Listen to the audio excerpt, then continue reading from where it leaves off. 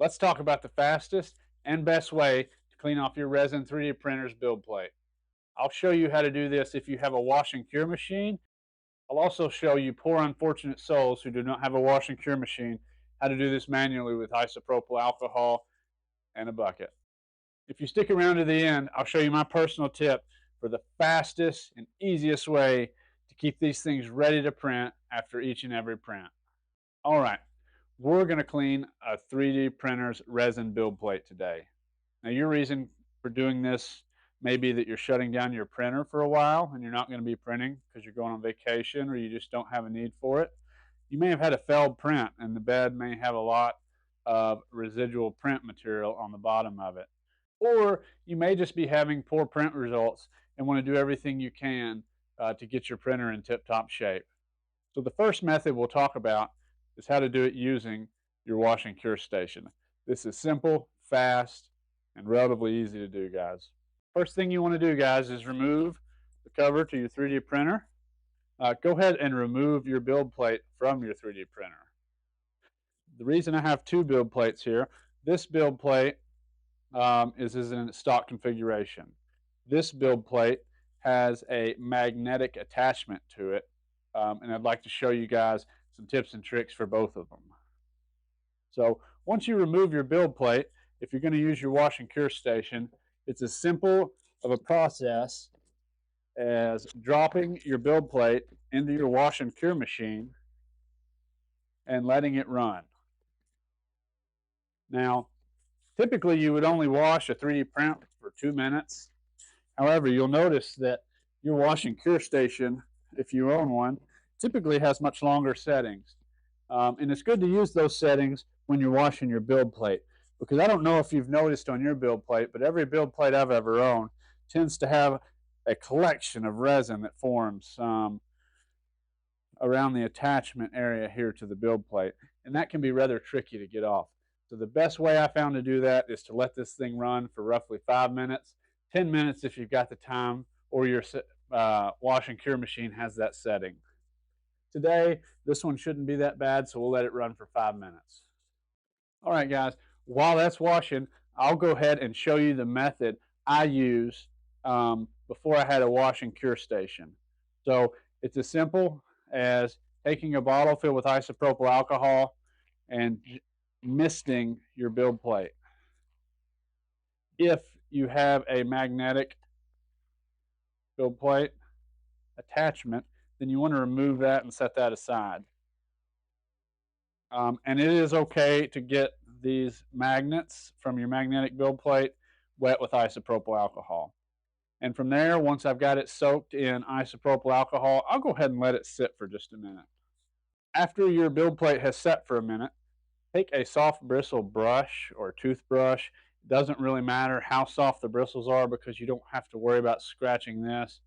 And you want to go ahead and just clean up all the crevices on the top of your build plate around the attachment. This should be relatively simple if you're using a high concentration of isopropyl alcohol. I use exclusively 99% in my shop. The only difference if you're using a lower concentration is it just takes a little bit longer to dissolve the resin in some cases. And I know you can't see it really well, so I'll zoom in here. What we're really trying to clean here, the part that gets really dirty, is going to be inside of here where the resin tends to build up. I also like to clean inside the attachment area because that tends to get sticky over time as you've printed and you've taken it off, put it back on. And then obviously you're going to want to clean the bottom of your build plate. This one isn't as big of a concern because it's a magnet and my actual build plate is in the bucket.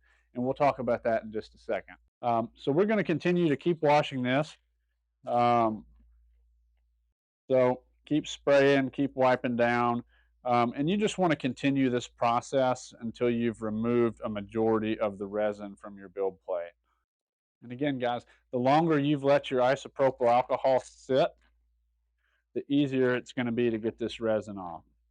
And you're going to occasionally want to just mist it with some isopropyl alcohol to let the resin drain off. All right. Once you've removed all the resin from your build plate, you're going to want to take some paper towels and go ahead and gently dry it off to remove most of the isopropyl alcohol and any remaining resin that might be on your build plate.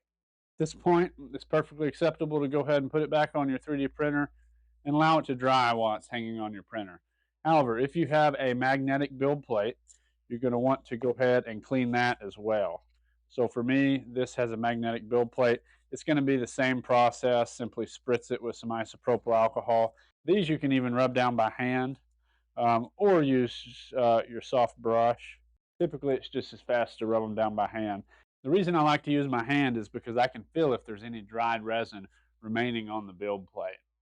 If you notice that there is some dried resin on the build plate, you can go ahead and take your scraper and run it along your build plate a few times to remove any dried resin parts. Once you're satisfied with how clean the magnetic attachment to your build plate is, it's the same process. Take a paper towel, wipe it down, remove the majority of the isopropyl alcohol. Go ahead and let it dry completely. And once it's dried completely, you can go ahead and attach it back to its build plate and reinstall it on your 3D printer. Let's check back in with our wash station and see how that part's coming along. All right, we're going to let that drip for just a second while I get my area cleaned up.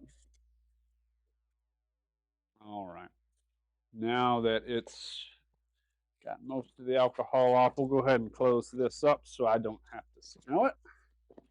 And at this point, your build plate is probably ready to be dried off and installed back on your machine. However, it's always a good idea to check it for any residual resin. And then it's also a good idea to use your hands to feel of your build surface. And again, the reason we're doing this is to see if there's any residual resin, dried resin on the bottom of the build plate. And again, if so, simply set it down on a surface and use your scraper to remove any dried particles. Once you're happy with it, you can go ahead and assist it in drying a little bit with a paper towel and hang it back on your printer for it to dry the remainder of the way. That's it. This printer is now good to go up in storage. If you've still got resin in your resin vat, check out my channel. I've got a great video on how to clean out your resin vat if you want to store it or you're just trying to clean it out because you've had some failed prints. I think that video will help you guys out a lot. Otherwise, let's move on to my tip. All right, so my secret tip for you guys, if you want to keep your 3D printers running as much as possible, you need to speed your process up when you're removing prints and starting another print. How do I do that? I most certainly don't wash my build plate between every print. I know there are guys out there who say you should do that. However, I have not been doing that for a few years now, and I've had great results. So the two different options I have. Once you remove your 3D print from your build plate, if it does not have a magnetic attachment, simply scrape your build plate with your scraper between prints. Make sure it's smooth. Make sure you don't feel any residual dried resin. And if there is none, my experience has been that you can put this right back on your printer, start a new print, and you're ready to go. Don't waste your time. Don't waste extra resin. Don't waste your isopropyl alcohol cleaning this between every print. It's not necessary and should only be done if you're having issues or you've had a failed print and there's a potential for there to be dried resin in there. The second tip I've got for you guys, which is what I tend to do on most of my printers, I just haven't found the correct size for this printer, is I will buy a magnetic build plate. And instead of buying one attachment, I will actually buy two. And what that means for me is, as soon as I remove this from my printer, I can take my build plate off with my 3D print attached. I can attach my clean and ready to go build plate. This goes right back on the printer and I can click print. It's less than 10 seconds for me to start a new print and get going. And then I have, as long as I need to remove this from my build plate, go ahead and get it cleaned and washed and ready to go. And I'm actually only cleaning this small piece versus a whole build plate, which wastes a lot more resin. So those are my 2 tips for you guys if you want to keep your printers running as often as possible. I hope you enjoyed this video, guys. I'm really having fun making this content. I'm really trying to grow this channel. Got some great other tutorials on there. So if you're looking to get into 3D printing, electroplating, workshop stuff, go check my channel out. I think you'll find a lot of stuff you enjoy. As always, guys, build some cool stuff. I'll see you on the next one.